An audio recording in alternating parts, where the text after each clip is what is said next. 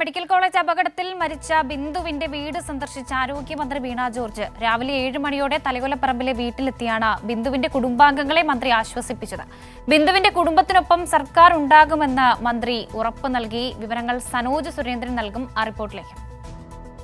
ഇന്ന് രാവിലെ 7 മണിയോടുകൂടിയാണ് മന്ത്രി വീണ ജോർജ് മെഡിക്കൽ കോളേജ് അപകടത്തിൽ മരണമടഞ്ഞ ബിന്ദുവിന്റെ വീട്ടിലെത്തിയത്. അരമണിക്കൂറോളം ഇവിടെ ചെലവഴിച്ച മന്ത്രി കുടുംബാംഗങ്ങളുടെ സങ്കടങ്ങൾ നേരിട്ട് മനസ്സിലാക്കി.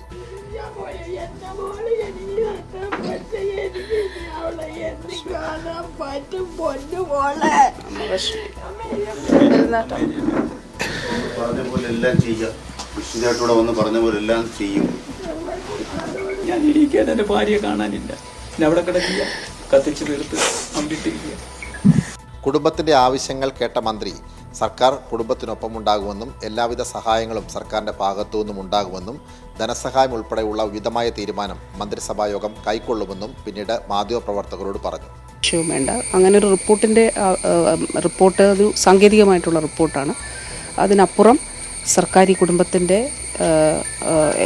ഒപ്പം പൂർണ്ണമായിട്ടും ഉണ്ടാകും.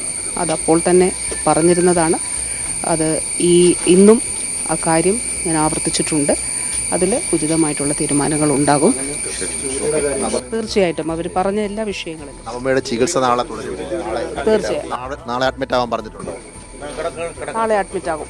ഏക മകളുടെ ആരോഗ്യ പ്രശ്നവുമായി ബന്ധപ്പെട്ടുകൊണ്ട് മെഡിക്കൽ കോളേജിൽ ചികിത്സയിൽ കഴിയുമ്പോഴായിരുന്നു ബിന്ദുവിന്റെ മരണം സംഭവിച്ചത്. ഇതിനെ തുടർന്ന് മകളുടെ ചികിത്സയും വഴിമുട്ടുന്ന സാഹചര്യമുണ്ടായി. ഈ ഘട്ടത്തിൽ സർക്കാർ ഇടപെട്ടുകൊണ്ട് തുടർ ചികിത്സ സൗജന്യമായി നൽകുമെന്ന് നേരത്തെ വ്യക്തമാക്കിയിരുന്നു. ഇതിന്റെ കൂടി അടിസ്ഥാനത്തിൽ നാളെ രാവിലെ 8:30 മെഡിക്കൽ കോളേജിൽ തുടർ ചികിത്സയ്ക്കായി അഡ്മിറ്റ് ആവാൻ നിർദ്ദേശിച്ചിട്ടുണ്ട്.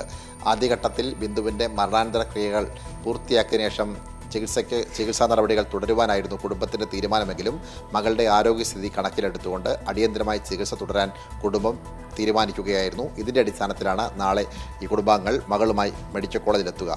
അതേസമയം സംഭവവുമായി ബന്ധപ്പെട്ടുകൊണ്ട് കളക്ടറുടെ പ്രാഥമിക അന്വേഷണ റിപ്പോർട്ട് സർക്കാരിന് സമർപ്പിച്ചിട്ടുണ്ട്. 7 ദിവസത്തിനുള്ളിൽ അന്തിമ റിപ്പോർട്ട് സമർപ്പിക്കുമെന്ന് നേരത്തെ കളക്ടർ വ്യക്തമാക്കിയിരുന്നു.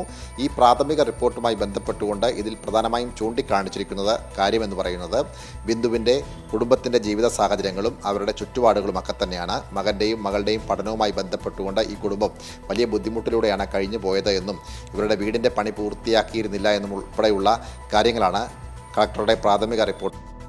അതേസമയം രക്ഷാപ്രവർത്തനവുമായി ബന്ധപ്പെട്ടുകൊണ്ട് യാതൊരു തടസ്സങ്ങളും നേരിട്ടില്ല എന്ന് medical college superintendent TK Jayakumar ഇന്നും ആവർത്തിച്ചു.